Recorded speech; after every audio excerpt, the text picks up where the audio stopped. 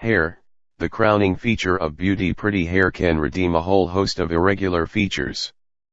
With little waves and kinks, and clinging, cunning tendrils that lie close to the temples, a crown of glory will transform an ordinarily plain woman into one passably good to look upon. If you doubt this, just create a mental picture of yourself in the last stages of a shampoo. Isn't it awful? The damp, straight locks hanging in one's eyes, and the long, fluffy strands, that aren't fluffy at all but as unwavy as a shower bouquet of macaroni, and the tag ends and wisps sprouting out here and there like a box full of paint brushes 6 ways for Sundays. Well, one is always mentally thankful at such times that one's dearest and best isn't anywhere around to behold the horrible sight. However, after a while, the long, damp tresses are patted and fussed over until they are dry, and then they are combed out, curled up, kinked, and twisted, and, oh, my compatriots, what a change is there! The harsh lines of the mouth are softened, the eyes look bright, and pretty, the complexion comes out in all its sweetness like the glorious rainbow of a week ago. But of course you will straightway exclaim, that's all right to say about those lucky girls who have nice long tresses, but how about us poor mortals whose crown consists of 18 hairs of 18 different lengths, and all of them falling out as fast as they can? To be sure, conditions do occasionally alter cases. However, the truth is, until the day comes when beauty matters will not matter at all, that every woman can have pretty hair if she will take the time and use the good, uncommon sense, which seems necessary to acquire it. Women treat their hair as they treat their jewelry, but it is subjected to trying insults. One night, when the little woman is in a very good, amiable mood, the tresses are carefully taken down, brushed, doctored with a nice smelly tonic, patted caressingly, and gently plaited in nice little braids. The next night it is crimped until each individual hair has acute curvature of the spine, then it is burned off in chunks and triangles and squares. It is yanked out by the handfuls, it is wadded and twisted and tugged at and built up into an Eiffel Tower, and after a few hours of such torture the little woman takes out the 60-odd hairpins, shakes it loose, gets every hair into a 3-ply tangle of its own, and then hops into bed. When she gets up in the morning, she pulls out and combs out more hair than she can make grow in after 7 months' careful treatment. This is the one great trouble with women. They will not stick to one particular method. If they feel like fussing and coddling, they will, but if they are tired or cross or in a hurry to get to sleep, well, they just let their hair take care of it. One's tresses need regular care just as do plants, babies, or people. Make up your mind that you have hit upon the best way to treat your hair and then stick to it, no matter whether school keeps or not. To disentangle the hair, use only a coarse comb, being sure that every tooth is smooth and firm, so that it will not tear or split the silky fibers. The fine comb is a thing of horror, and has no place upon the dressing table. It irritates the scalp, bringing forth a prosperity year crop of dandruff and attendant unhappiness. Added to this, it splits the hair shafts and injures the roots. Brushing the hair is sadly overestimated. A dozen or 2 strong strokes each night will remove the day's dust and dirt, will promote circulation and sweep out flaky matter. The brushing must be done firmly but gently, and not with the violent methods of a carpet sweeping machine. Really, it is simply appalling the way some women dress their hair.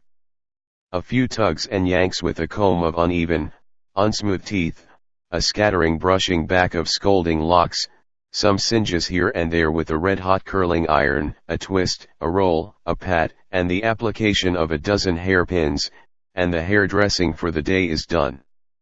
Instead, the comb should be used with gentleness, not dug into the scalp, as is the practice of some mistaken skirted mortals.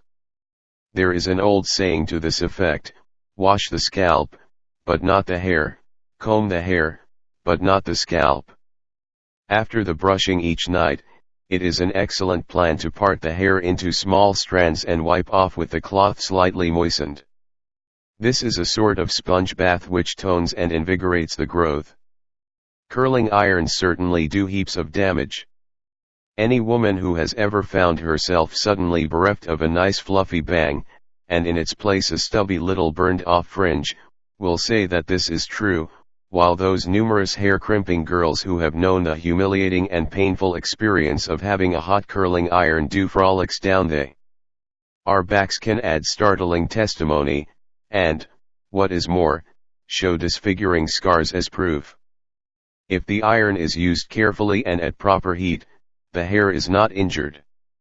However, certain it is that when the iron is smoking hot it kills the life and lovely texture of the hair. Besides, how very ugly and unkempt those burned little ends look. Soft papers in which the short locks are wound are a good method for the girl who scorches her top knot every time she tries to curl a few little tendrils. Kid curlers are all right, providing the hair does not become entangled in the small ends, and so have to be torn when the hair is taken down. There is a certain secret in the hair curling process, which is too intangible for written description. The hair must not be wound tightly and the effect must be loose, fluffy, and natural. The great necessity for keeping the hair perfectly trimmed is to rid it of the split ends, for hair cannot be nice under such conditions. When the nourishment within each hair shaft does not extend the full length, then the hair cracks into several finer hairs, and one of these perhaps resumes the growth. That leaves a rough, bad shaft. The best way to keep the hair clipped properly is to twist it in rolls and to singe off all the little ends that stick out. It is almost impossible to state positively how often the hair should be shampooed. Oily hair needs a thorough washing every 2 weeks, while drier tresses should not be given a bath oftener than once a month. Half the reason for falling hair, or hair that seems never to grow, is caused by improper shampooing. The scalp must be kept scrupulously clean. In addition, one should doubt very much whether the soap and soiled water could be thoroughly rinsed out without the use of running water, the bath spray being the most convenient means of getting this. How often, after washing one's hair, one finds a white, sticky substance clinging to the teeth of the comb. This should never be, and the hair must be continually washed until it is fluffy and soft and absolutely without any suggestion of the shampoo. Dandruff is nearly always the result of neglect. If the scalp is washed as frequently as it should be, dandruff is not so likely to accumulate, although it is a perfectly natural formation. When the hair is excessively oily or the scalp unusually crowded with dandruff, the weekly shampoo should not be neglected. Hair dyeing is one of the mistakes of unwise femininity. All dyes containing either mercury or lead are very dangerous. However, why should women dye their hair? Goodness only knows. One might as well ask why women fib about their age, or why women shop 3 hours just to buy a pair of dress shields. There are some questions of life, which we are destined never to solve. There is nothing lovelier than white hair. Combine with it a fine complexion and pair of animated brown eyes and you has as picturesque a beauty as ever awakened emotions in the heart of man. However, women moan and wail over every stray gray hair. Unknown washes, as well as dyes, do great mischief. Good health, wholesome food, and proper care of the scalp are the 3 most important essentials toward beautiful and luxuriant hair. There are some simple lotions, harmless and easily prepared, which will assist the growth and nourish the roots. Dressing the hair.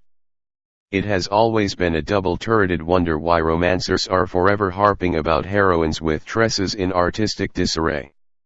All the tresses in such condition ever gazed upon have looked most slovenly and oft-times positively waggish.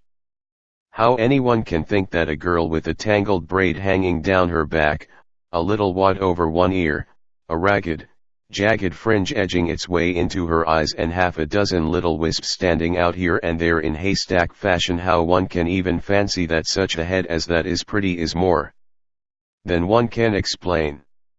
Clothes may make the man, but rational hairdressing goes a long way toward making the woman. Those fortunate women to whom straight hair is becoming should never indulge in curls. There is nothing prettier than hair drawn loosely away from the face. It leaves displayed those lovely lines on the temples about which artists and poets go mad. As to the style of dressing one's hair, that must be left solely to one's taste. If the lines of the head, the shape of the face and the hair itself are studied a bit, the solution of the most becoming coiffure is very easily solved. A head that looks like a wax image in a hairdresser's window is certainly anything but pretty.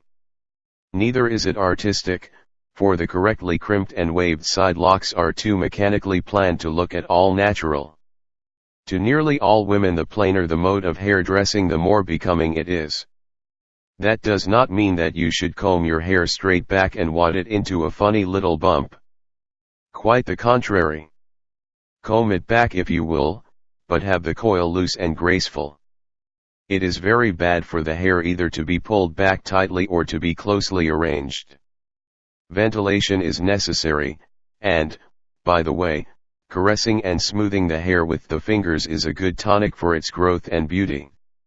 Suppose a woman has a square, heavy jaw. She is just the one who flings defiance at prevailing fashions and clings to the dear old straight bangs deep over her eyes. The heavy chin makes a straight line, the heavy fringe makes another, and the result is that her face is as perfectly square as rules and measurements could make it. Let this deluded lady shake herself together and mend her ways. By making the top of her head appear wider, the broad jaws will, according to all laws of reasoning, seem to be narrower. A few dainty puffs towering up prettily and a soft, fluffy fringe left flying out over the ears will not only add grace to the forehead but also lighten the heaviness of the lower part of the face. A bow of ribbon or any other perky little head dress will detract from the straight cross lines.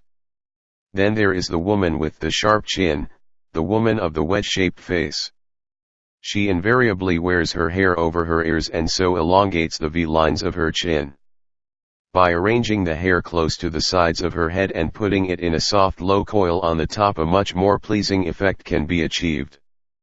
The same rule for the heavy-chinned woman applies to the chubby, fat-faced feminine mortal.